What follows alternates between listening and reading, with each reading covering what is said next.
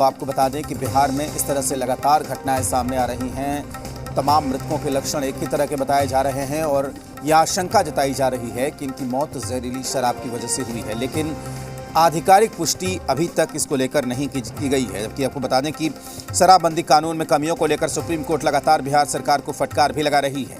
इस बीच बिहार सरकार ने शराबबंदी कानून में फिर से संशोधन करने का फैसला लिया है। संशोधन से पहले विधानमंडल में विधायकों से सरकार संशोधन पर सुझाव भी लेगी। संशोधन संबंधित विधेयक इसी सत्र में पास किया जाना है। इधर विपक्षी दलों ने शराबबंदी पर सरकार पर निशाना साधा है।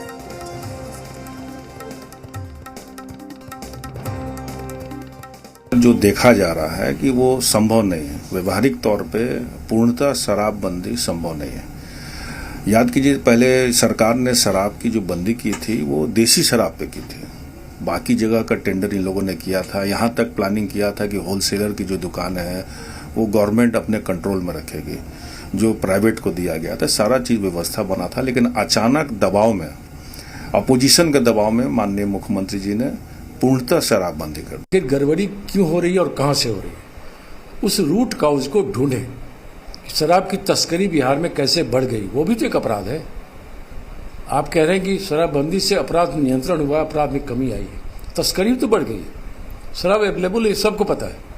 तो शराब बिहार में अगर नहीं बन रहा है, नहीं बिक रहा है, तो अवेलेबल कैसे है? नहीं, सफलता तो एक माने में बहुत बड़ी मिली कि जैसे अभी थोड़ा दिन के देर के लिए मान के चलिए, होली अभी गुजरा है, सड़क पर क्या हालत रहता था, कितने मतलब आपस में लड़ाई झगड़ा दंगा फसाद लोग पी कर करते थे। हम ये नहीं कहते कि बिल्कुल रुक गया है, लेकिन बहुत हद तक नियंत्रित हो गया है। इस प्रकार से बिहार में लगातार शराबबंदी होने के बावजूद भी पकड़े जा रहे हैं, ये बड़ा ही दुर्भाग्यपूर्ण है। और कहीं न कहीं प्रशासन के विषय में कई बार इसका उल्लेख हो चुका है कि कहीं न कहीं प्रशासन की भी इसमें संलिप्तता रहती है।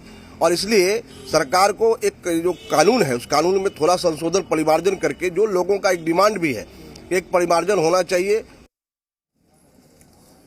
तो खबर ये मिल रही है कि सरकार एक बार फिर से शराबबंदी कानून में संशोधन की तैयारी कर रही है और उसके पीछे दो वजह बताई जा रही है। एक तो सुप्रीम कोर्ट की फटकार और दूसरी वजह यह है कि बिहार के अलग अलग इलाकों में जिस तरीके से जहरीली शराब से मौत हुई है उसको कारण बताया जा रहा है। जी मीडिया संवाददाता आशुतोष चंद्रा इस वक्त हमारे साथ जुड़े हुए हैं। आशुतोष, जाहिर सी बात है, अगर अभी कुछ दिन पहले ही संशोधन का विचार हुआ था, उसके बाद फिर से संशोधन की तैयारी हो रही है, इतनी जल्दी संशोधन करने के पीछे दो कारण हो सकते हैं। या तो अब सरकार को व्यवहारिक दिक्कतों का जब सामना करना पड़ रहा है तो सरकार को लग रहा है कि इसमें बदलाव ज़रूरी है, आमूल चूल बदलाव ज़रूरी है। और दूसरी बात ये कि क्या सरकार ने इतना बड़ा कानून बिना प्रॉपर होमवर्क के, बिना प्रॉपर तैयारी के और बिना भविष्य की तरफ सोचे ही लागू कर दिया था? देखिए, स्वाभाविक तौर पर, और ये हम नहीं कह रहे हैं, सुप्रीम कोर्ट का यही मानना है कि सरकार ने बिना होमवर्क किए ही कानून लागू किया है। और यही वजह है कि जो परिस्थितियां बन रही है उसमें बार बार संशोधन की नौबत आ रही है और फिर से एक बार संशोधन की तैयारी चल रही है। विधानमंडल में ये संशोधन को लेकर के जो भी बिल आएगा वो विधायकों को पढ़ने के लिए दिया गया है और कुछ दिन के बाद डिबेट भी इस पे होगा। विधान परिषद में एमएलसी को भी दिया जाएगा और वहाँ पर भी दोनों सदनों से सरकार जो संशोधन बिल है उसको पास कराएगी। एक तरफ आप देखेंगे कि सुप्रीम कोर्ट की तरफ से लगातार फटकार लग रही थी और दूसरी तरफ आप ये भी देखेंगे कि अभी भी कई जगहों पर जहरीली शराब पीने से मौत हो रही है। तो सरकार को ये लग रहा है कि संशोधन के ज़रिए कुछ ऐसा रास्ता निकाला जाए ताकि कानून भी लागू रहे और लोगों को थोड़ी रियायत भी मिल जाए, ज़्यादा परेशानी ना हो, ज़्यादा कठिनाई ना हो।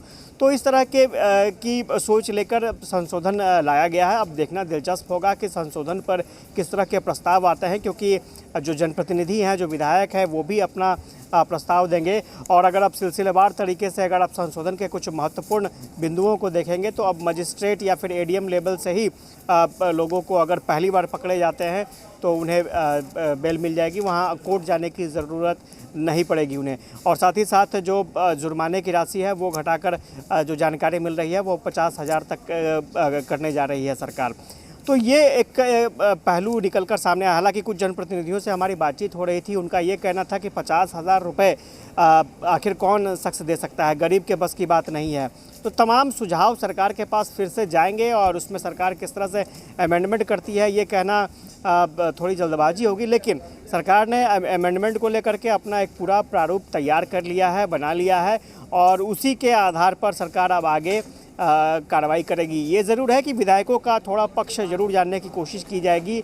मंत्री भी सदन में अपना उत्तर रखेंगे, जवाब देंगे कि संशोधन के पीछे क्या मकसद था और संशोधन से क्या फ़ायदा हो सकता है। तो स्वाभाविक तौर पर इसे कह सकते हैं कि सरकार को लग रहा था कि ये संशोधन बहुत ही ज़रूरी है और चूंकि सुप्रीम कोर्ट में सुनवाई भी चल रही है, 2 बार सुप्रीम कोर्ट ने सरकार की खिंचाई भी की है, तो देखना दिलचस्प होगा कि किस तरह का संशोधन सामने आता है। जी बिल्कुल आशुतोष, आपको रोकना चाहेंगे और